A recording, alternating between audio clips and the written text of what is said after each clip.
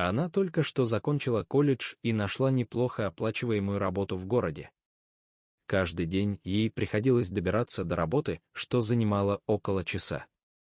Так же, как новому выпускнику, ей еще предстояло освоить все тонкости новой работы, и хотя ей нравилось каждый момент, это приводило к значительному стрессу в конце дня. Поэтому Эмбер часто любила гулять в лесу рядом с ее домом. Она находила, что спокойствие природы и свежий воздух освежали ее после долгого рабочего дня. Но несмотря на любовь к лесу, Эмбер всегда следила за тем, чтобы не отходить от известных ей тропинок и держаться близко к входу в лес.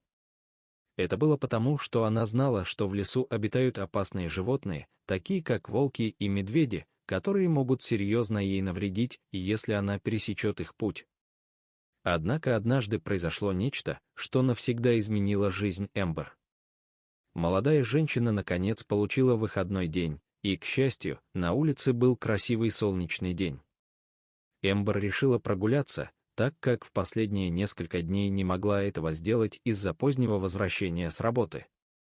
Подготовившись, она отправилась в поездку. Она шла по одному из своих любимых маршрутов, который вел немного глубже в лес, но предлагал больше красоты. Эмбер с удовольствием разглядывала красочные цветы, когда вдруг услышала пронзительный вой. Женщина замерла на месте. Вой звучал близко, и она боялась, что скоро животное бежит сквозь деревья прямо к ней. После короткой паузы она снова услышала вой, только на этот раз он звучал печально и мучительно. Именно в этот момент Эмбер приняла решение, которое изменило ее жизнь. Она была обеспокоена тем, что животное, издававшее эти звуки, явно было в боли и хотело помочь.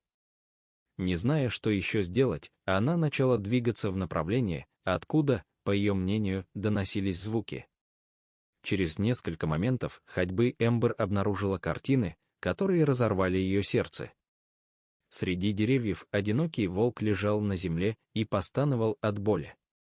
Сначала Эмбер осталась на месте, а она не хотела подходить слишком близко к дикому существу, так как не знала, что с ним не так, и боялась быть атакованной. Однако, наблюдая за волком несколько минут, Эмбер поняла, что он застрял каким-то образом. Молодая женщина приближалась, надеясь разглядеть, что удерживает волка на месте.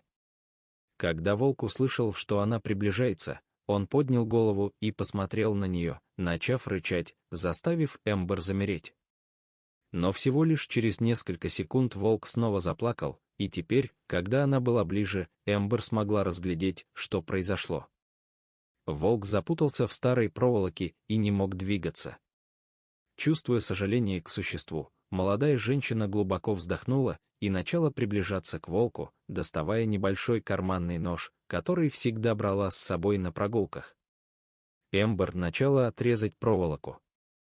Весь этот момент волк просто наблюдал за ней, не издавая ни звука, ни движения, чтобы атаковать.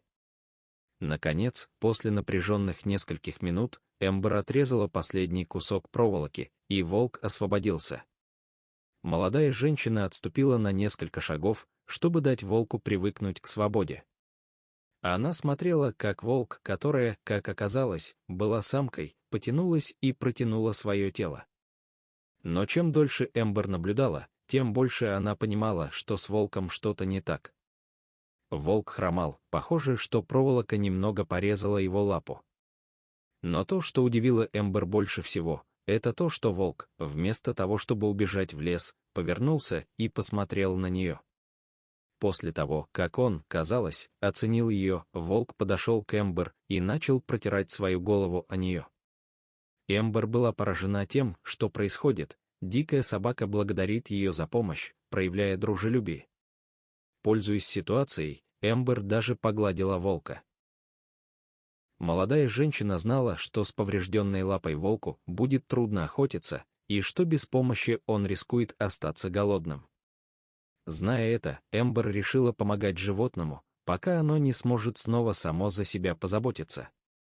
В течение следующих нескольких недель Эмбер каждый день ходила в лес, чтобы принести волку еду. Она всегда встречала его на том месте, где они впервые встретились, и старалась дать ему хорошую порцию мяса. Вскоре между ними возникла тесная связь, и вскоре и Волк, и Эмбер с нетерпением ждали своих ежедневных встреч. Однако однажды произошло что-то странное, Эмбер не пришла на свое обычное место встречи. Волк была смущена и немного обеспокоена, потому что она никогда раньше не пропускала их встреч. Не зная, что делать, она решила подождать до следующего дня. Но и на следующий день Эмбер не появилась в знакомом месте.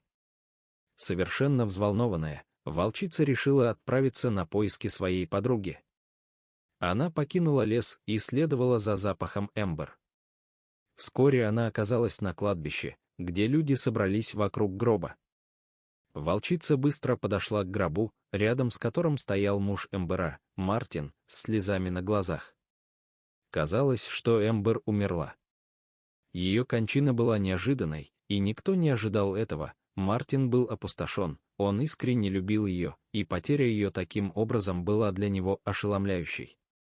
Только когда он собирался начать хоронить ее, волчица прибежала к гробу и начала рычать.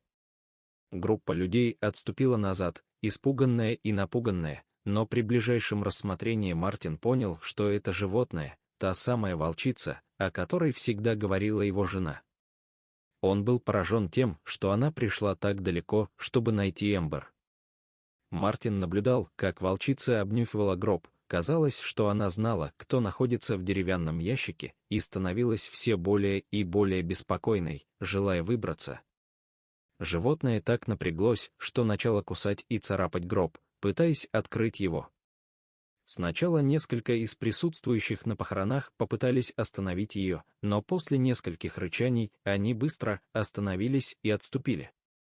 Наконец, после особенно сильного удара крышки гроба, она открылась, и через несколько секунд Эмбер выбралась из гроба, задыхаясь. Все замерли от удивления, а они не могли поверить тому, что видели, это было чудо. Мартин быстро подбежал к Эмбер и помог ей выбраться из гроба, а затем вызвал полицию и врача.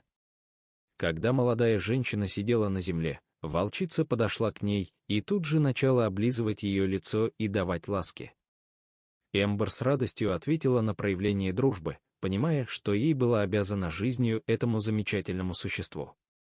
После прибытия полиции и врача Эмбер была быстро проинспектирована, чтобы выяснить, что же на самом деле произошло, так как все были уверены, что она умерла. Врач определил, что Эмбер страдала от состояния, называемого каталепсией, когда человек попадает в транс или припадок с потерей чувств и сознания, сопровождаемых скованностью тела. Это часто делает человека похожим на мертвеца. К счастью для Эмбер, волчица смогла обнаружить, что она все еще жива, и помочь ей выбраться из гроба вовремя.